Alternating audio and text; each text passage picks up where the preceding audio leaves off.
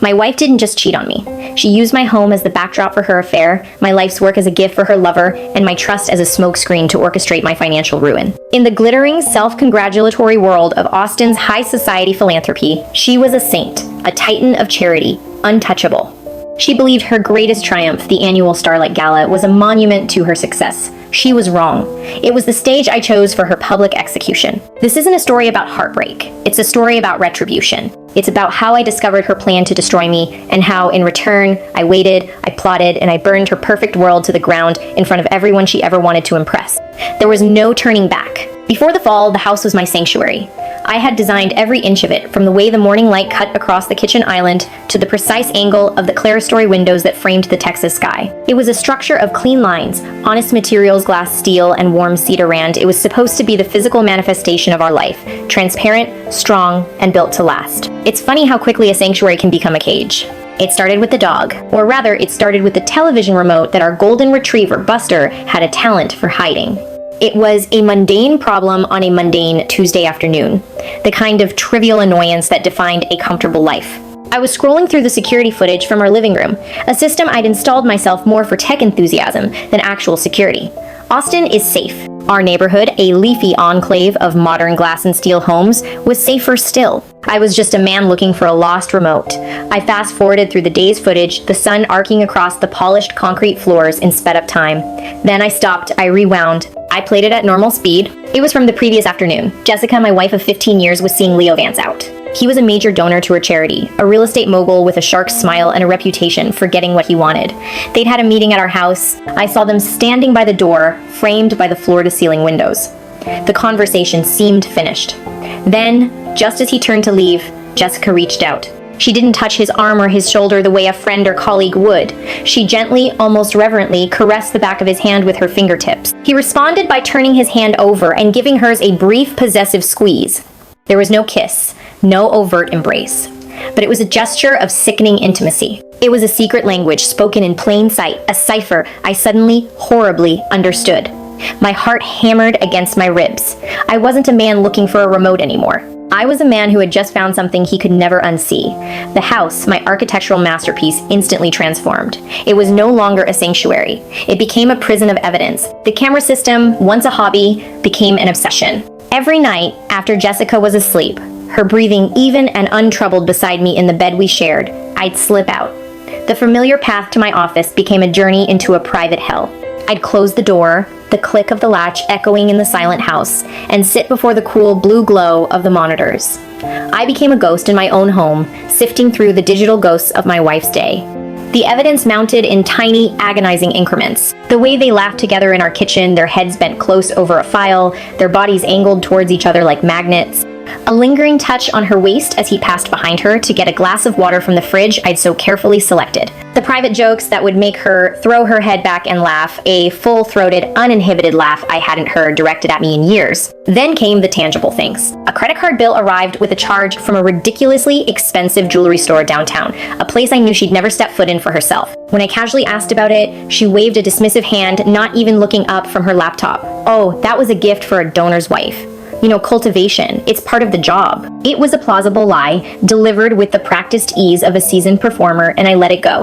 But I didn't forget. I added it to the growing pile of poison in my gut. The psychological assault was more direct and far more cruel. Jessica had always been ambitious, but now she wielded it like a weapon against me. My work, once a source of shared pride, became her favorite target. She started belittling my designs in ways that were both subtle and devastating. "You should see the new high-rise Leo is backing downtown," she said over dinner one night, swirling a glass of Cabernet. "It's audacious. It's a statement. He's building a legacy, Mark. Not just houses." The word houses dripped with a condescension that curdled the food in my stomach. She was talking about the very thing that had built our life, the foundation of our wealth, as if it were a quaint, childish pursuit. I looked at her across our custom-made walnut dining table, in the home I had poured my soul into, and I saw a stranger. The warmth in her eyes, the warmth I'd fallen in love with, had been replaced by a cold, appraising glint. She wasn't my partner anymore, she was my critic. I felt desperately alone. One evening, I met our mutual friend David for a beer, hoping for an ally or at least a sympathetic ear. I kept it vague, speaking of a distance that had grown between Jessica and me. David, a successful investment banker who admired Jessica's networking prowess, just clapped me on the shoulder, his face a mask of patronizing concern. "You're just stressed, man," he said, dismissing my fears with a wave of his hand. "Jessica's a saint. The work she does for that charity, she's a pillar of this community." Honestly, Mark, you're lucky she puts up with your artistic temperament. She's under a lot of pressure. Cut her some slack. A saint? A pillar? He spoke about her as if she were a statue, not a person. His words slammed a door in my face. I realized then that her public persona was an impenetrable shield. To the world, she was Saint Jessica of Austin. To question her was heresy. I had no allies. I was utterly, completely on my own. The breaking point, the moment that turned my simmering suspicion into cold, hard rage, came on a Tuesday night 2 weeks after the hand touch. I was in my office, long after midnight, unable to sleep, scrolling through the day's recordings with a kind of morbid compulsion. This time, I had the audio feed enabled. The camera in my office, which she sometimes used for calls because of its better light, had picked up a conversation. She was on the phone with Leo. "He hasn't suspected a thing," I heard her say, her voice low and conspiratorial. "He's so buried in that new community center project, he barely looks up." My blood ran cold. The community center project was my passion, a pro bono design for a low-income neighborhood. It was the kind of work I believed in, the kind of work she used to champion, calling it my soul work. Now she used it as a symbol of my oblivious nature. Then came Leo's voice, tinny through the speaker. "Good. Did you get the final drafts of the waterfront proposal?" A beat of silence. Then Jessica's voice, dripping with a casual treachery that shattered the last vestiges of the woman I thought I knew. "I scanned them this morning. They're in your inbox. The multi-level garden concept is brilliant. He's a good architect, I'll give him that. It's a shame he has no business sense." I felt the air leave my lungs in a silent gasp. The waterfront proposal. A massive, career-defining bid I had been slaving over for months. A project Leo's firm was also competing for. She hadn't just given him her body. She was feeding him my soul, my creativity, my future, one blueprint at a time. The affair was a sideshow. The main event was a corporate and personal betrayal, so profound it defied comprehension. A memory I hadn't summoned in years flashed in my mind. A Saturday morning in my first studio, a cramped, rented space smelling of sawdust and ambition. Jessica was there, poring over my blueprints for a first major commission, her finger tracing the lines, asking sharp, insightful questions. We were a team. We were building a life, not just houses. That memory, warm and golden, finally burned to ash.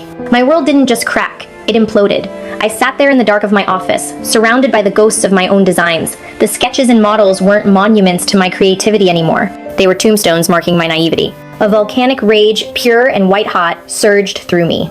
I wanted to storm into our bedroom, to smash the monitor in her face, to scream until my throat was raw. I wanted to shake her awake and demand to know how the woman who helped me build my dream could so casually burn it down. But as I gripped the edge of my desk, my knuckles white. A different feeling washed over the rage. It was a chilling, absolute clarity. Confronting her now would be a mistake. She would lie. She would cry. She would twist my words and her actions until I was the villain. She would gaslight me, call me paranoid, and then she would cover her tracks, becoming more careful, more insidious. She would paint me as the unstable, jealous husband and herself as the long-suffering wife, a martyr to my difficult artistic nature. And with her public standing, everyone would believe her. Number, that was her game. I wouldn't play it. I would play mine. I let go of the desk, my hands trembling. I had to swallow the rage, bury it deep inside me where she couldn't see it, and let it cool into something harder, sharper, something she would never see coming. My mind raced, the gears turning with a grim new purpose. This wasn't a two-person problem anymore. It was a four-person conspiracy. She and Leo. Then there was me. And there was one other person whose life was being systematically dismantled without her knowledge, a person who had as much to lose as I did. I opened a new browser window, my fingers moving with a deliberate, steady purpose. I typed Leo Vance's wife into the search bar. The result was instantaneous. Sarah Vance, an attorney, a partner at one of Austin's top law firms. I found the firm's website and located her professional contact number. As I stared at the digits on the screen, the rage settled into a cold, heavy stone in my gut. This wasn't about saving my marriage anymore. That was already dead. This was about justice. This was about survival. The first meeting was clinical. We chose a sterile, third-wave coffee shop halfway between her downtown law office and my suburban studio. no man's, land of exposed brick and overpriced lattes that belonged to neither of us. I arrived 10 minutes early, my heart a frantic drum against my ribs, and chose a booth in the back corner. Sarah Vance arrived precisely on time. She was impeccably dressed in a charcoal pantsuit, her posture ramrod straight, her expression unreadable. She moved with an economy of motion that spoke of a life lived in billable hours. She looked less like a betrayed wife and more like an attorney conducting a client intake. There was no pretense of shared sorrow, no tearful confession. She sat down, placed a leather briefcase on the seat beside her, and got straight to the point. "You're Mark Markham," she stated, not asked, her voice cool and even. "You have 5 minutes to explain why you've requested this meeting and why I shouldn't assume it's some form of professional harassment or, worse, blackmail." Her directness was bracing, cutting through the fog of my own emotional turmoil. "I'm not here for money," I said, meeting her gaze.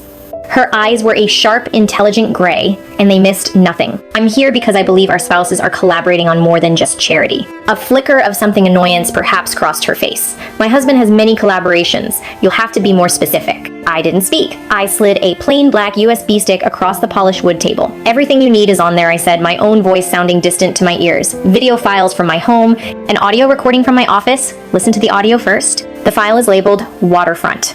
She looked from the drive to my face, her eyes narrowing slightly. She was evaluating me, weighing the risk, running 1,000 calculations a second. I could see the lawyer in her warring with the wife. Finally, she took it, her manicured fingers closing around the small plastic rectangle.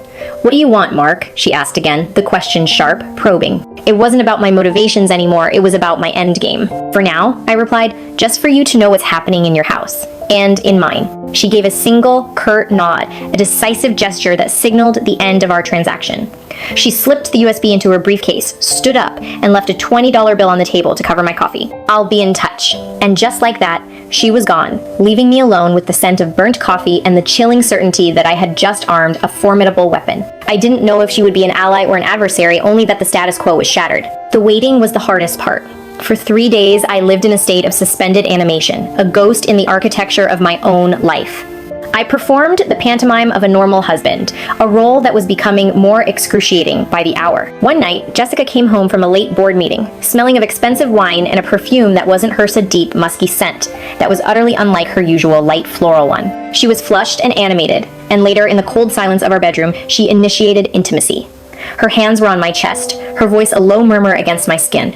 I felt a wave of physical revulsion so strong I thought I might be sick. It was a visceral rejection, my body recoiling from her touch, as if from a hot stove. I had to physically pull away, feigning a sudden wave of exhaustion. "Sorry, Jess," I mumbled, turning my back to her. "The community center project is killing me. My brain is fried." She accepted it with a soft sigh of disappointment, but no questions. She just rolled over, and within minutes her breathing was even, already worlds away in a guilt-free sleep. The ease with which she accepted my rejection was perhaps the most damning evidence of all. She didn't need me anymore. She was getting what she wanted elsewhere. I lay awake for hours, staring at the ceiling, feeling the phantom weight of her touch on my skin and hating her for it. The call came on the third night. It was a blocked number. I answered on the first ring. "Mark."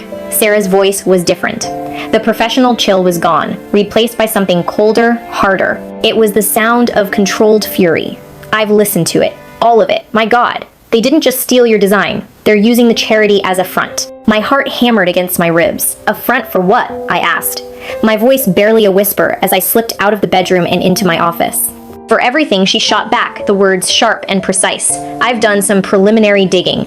The business trips they take together to meet with international donors in New York and San Francisco, the lavish dinners at 5-star restaurants, the hotel suites, it's all being funneled through the charity's discretionary expense accounts. He donates $1 million, she writes off $100,000 in donor relations and cultivation. They're not just cheating on us, Mark, they're embezzling. From a children's charity. The sheer calculated audacity of it left me speechless. They were using money meant for underprivileged children to fund their affair. The Saint of Austin, the woman who cried on stage while talking about giving kids a better future, was a common thief. My husband made a grave error in judgment, Sarah continued, her voice like ice chips. He underestimated me. He assumed my work kept me too busy to notice the details of his life. And I suspect your wife made the same mistake with you. They see us as collateral damage. The quiet architect and the busy lawyer. Too distracted to notice. Too weak to fight back. A grim sense of partnership began to form in that moment. We were no longer just two victims linked by misfortune. We were allies, a two-person insurgency against a common enemy. Sarah, with her legal mind and access to financial investigators, became the strategist. I was the source, the man on the inside, the one who held the key that unlocked the whole conspiracy.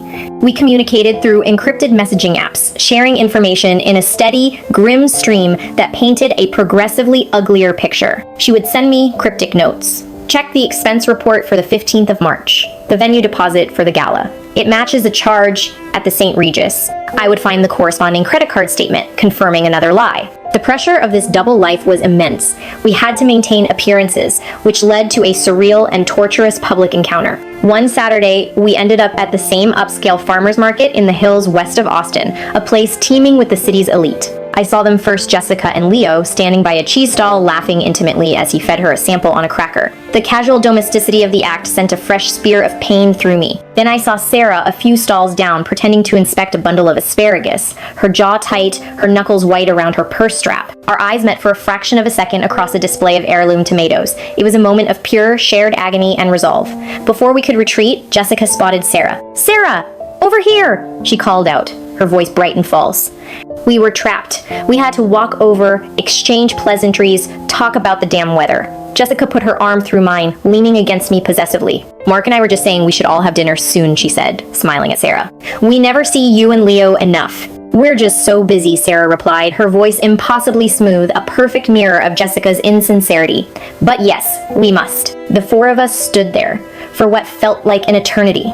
A grotesque tableau of happy couples, all while our worlds were burning down around us. The hypocrisy was a physical weight, pressing down on my chest, making it hard to breathe. The second twist, the one that turned our quest for justice into a fight for survival, came a week later. It was another late-night call from Sarah, but this time her voice was tight, strained with a new level of disbelief.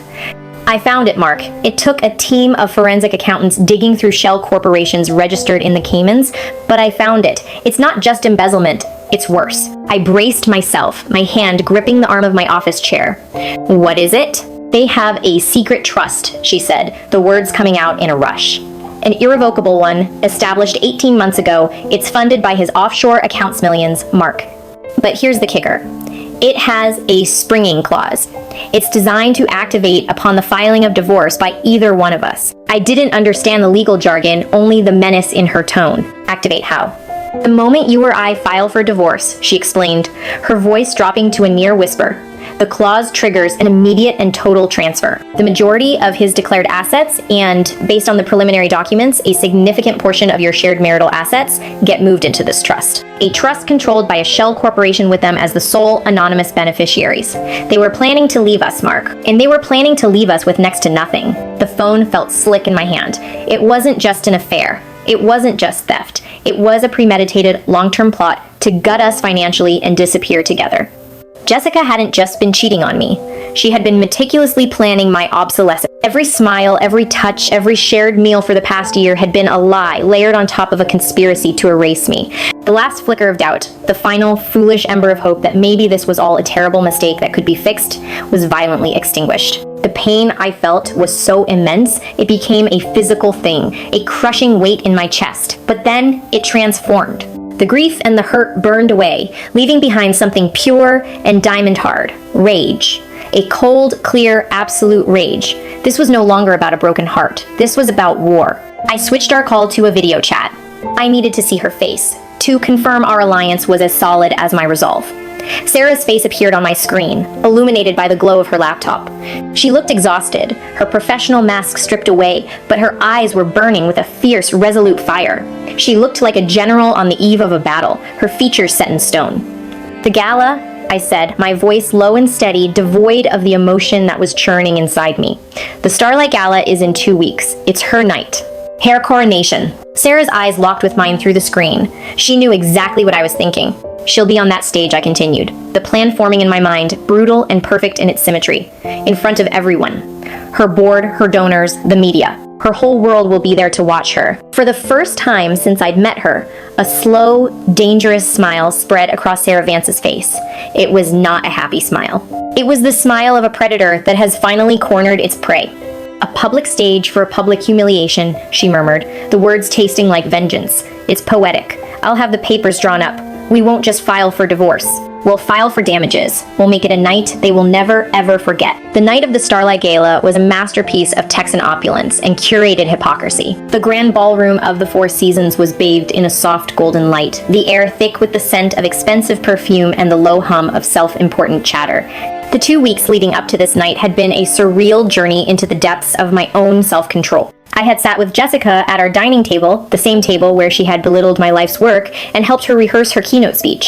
I listened to her practice phrases about integrity and community trust, offering suggestions on pacing and emphasis, my mind a cold, calculating machine while my stomach churned with acid. I even helped her choose between 2 shimmering silver gowns, offering my opinion on which shade best complemented her eyes, all while imagining how it would look under the harsh, unforgiving glare of public disgrace. The duality was tearing me apart, hollowing me out until I was nothing but a vessel for the vengeance to come. I stood beside her, near the entrance, a silent sentinel in a perfectly tailored tuxedo, playing my final role as the supportive husband. I smiled, I shook hands, I nodded as People City Council members, tech billionaires, society doyens praised my wife's vision and unwavering dedication. Each compliment was a small, sharp piece of glass twisting in my gut. Jessica was radiant, a queen in her element, wearing the gown I'd chosen. She moved through the crowd with an effortless grace, basking in the adoration of a city she had so masterfully deceived. I watched her laugh, that bright, false laugh, and felt a profound sense of detachment, as if I were watching a film of someone else's life. Then I saw him. Leo approached, a glass of champagne in hand, giving Jessica a discreet but proprietary smile before turning to me. He clapped me on the shoulder, his touch lingering a moment too long, a subtle assertion of dominance. "Mark, good to see you," he said, his voice oozing false camaraderie. "Heard the waterfront bid didn't go your way. Tough break." He took a slow sip of his champagne, his eyes glinting with amusement over the rim of the glass. Sometimes the boldest vision wins. He was mocking me, gloating over a victory he'd stolen with my own work, confident in my ignorance. The sheer arrogance of it was breathtaking. I just smiled back, a tight, thin smile that didn't reach my eyes. "There's always the next project, Leo," I said, my voice even. He nodded, satisfied, and moved on, oblivious. He had no idea he was a dead man walking. From across the room, my eyes met Sarah's. She was standing with a small group of what looked like other lawyers, looking regal and composed in a deep emerald dress that was both elegant and severe. She held her glass with a steady hand. We exchanged no signal, no nod, just a fleeting, silent acknowledgement that the final pieces were in place. The clock was ticking down to 0. Our silent pact was sealed in that look, no mercy. The apex of Jessica's arrogance, the final insult, came minutes before she was due on stage. The evening's MC was already at the podium, his voice booming through the speakers with fawning praise, listing her fabricated accomplishments. Jessica turned to me, her eyes sparkling with the pure, uncut thrill of her triumph. She didn't see the abyss behind my smile. She placed her hand on my cheek, a gesture of casual ownership that made my skin crawl. "I'm so glad you're finally engaging," she whispered, her tone a sickening blend of pity and encouragement. "See? When you make an effort, things can be good between us. Maybe we'll be okay after all." That was it, the final, condescending nail in the coffin of our marriage. Her complete, blissful ignorance of the storm about to break over her head wasn't just insulting, it was proof that she had never seen me, never known me at all. Any lingering trace of guilt I had about what was coming, any whisper of the man who had once loved this woman evaporated. I was no longer destroying my wife. I was exposing a stranger. As she turned and walked toward the stage, a wave of applause rising to greet her, the house lights dimmed. A slickly produced tribute video began to play on the massive screens flanking the stage, a montage of her hugging children, cutting ribbons, and shaking hands with city officials, all set to an inspiring orchestral score. Then came Sarah's signal, a touch of pure, malicious genius. For a single 2-second flash, just before the video ended, an image was spliced in. It was the distinct, geometric logo of my architectural firm, Markham Designs. It was so fast that most people probably missed it or dismissed it as a technical glitch. But I saw it. And from his position near the front, I saw Leo's head jerk up in confusion, a flicker of unease on his smug face. It was a whisper before the scream, a final private gotcha before the public execution. Jessica reached the podium, beaming at the adoring crowd as the applause died down. She looked out at the sea of faces, a benevolent monarch surveying her loyal subjects. She leaned into the microphone, her voice as smooth as silk. "Thank you, all of you," she began. "Tonight is about community. It's about building a better future. And the foundation of that future, the bedrock of everything we do, is trust. It was at that precise moment that the plan went into motion. From the shadows at the side of the stage, a man in a nondescript business suit walked out. He wasn't security, he wasn't part of the event staff. He moved with the quiet, unhurried purpose of a man with a simple, legally binding task to perform. He was a process server, a ghost of consequence summoned by Sarah. He walked directly to the podium and, without a word, placed a thick manila envelope directly in front of my wife, on top of her speech. A confused murmur rippled through the audience. Jessica stared at the envelope as if it were a venomous snake. Her perfect smile faltered, replaced by a look of utter bewilderment. She looked out at the crowd, her eyes wide with panic, searching for me. But I was already moving toward the exit, my role in the drama complete. She hesitantly opened the flap. Her face went from confused to bone white in a single heart-stopping second. From my vantage point near the back, I could see what she was holding. The first page of the divorce petition filed that afternoon, along with a summons for a civil lawsuit alleging fraud and conspiracy. The legalese would have been unmistakable to her. And then, the coup de grace. The screens behind her, which had been showing the gala's logo, flickered and went black. A second later, they lit up again, not with a video, but with stark white text on a black background. The font was huge, simple, and brutally clear, visible to every single person in the room. Ask Jessica Vance about the secret offshore trust. Ask her about Markham Designs. Absolute silence fell upon the ballroom. It was a deafening total void of sound, as if the air had been sucked from the room. For a full 3 seconds, nobody moved, nobody breathed. Then came the first gasp. Then a flurry of whispers, growing louder and louder into a tidal wave of scandalized noise. The sea of faces, once adoring, was now a tapestry of shock, confusion, and dawning horror. I could see the glow of dozens, then hundreds, of cell phone screens being raised to capture the moment. The flashes began to pop like miniature lightning strikes, preserving her humiliation for eternity. I saw Leo Vance frozen in place, his face a grotesque mask of disbelief and terror as he realized the full scope of their exposure. His empire, built on a reputation of ruthless integrity, was imploding. And I saw Jessica paralyzed on the stage, the spotlight pinning her like an insect in a display case. The papers trembled in her hand. She was trapped, exposed, her meticulously constructed world collapsing around her in real time, under the harshest lights imaginable. Her mask was gone. For the first time, everyone in that room was seeing the real her. I didn't stay to watch the fallout. I turned my back on the ruin I had created and walked out of the ballroom, leaving the cacophony behind. The cool night air of Austin hit my face as I stepped outside into the quiet solitude of the street. The distant sounds of traffic were a comfort, a sign that the real world still existed outside that ballroom of lies. I didn't feel triumphant. I didn't feel happy. I felt a profound, hollow emptiness. Justice had been served. It was a cold and bitter dish, and I had served it myself. The war was over. Now, I had to figure out how to live in the peace. I hailed a cab, and as it pulled away from the curb, I didn't look back.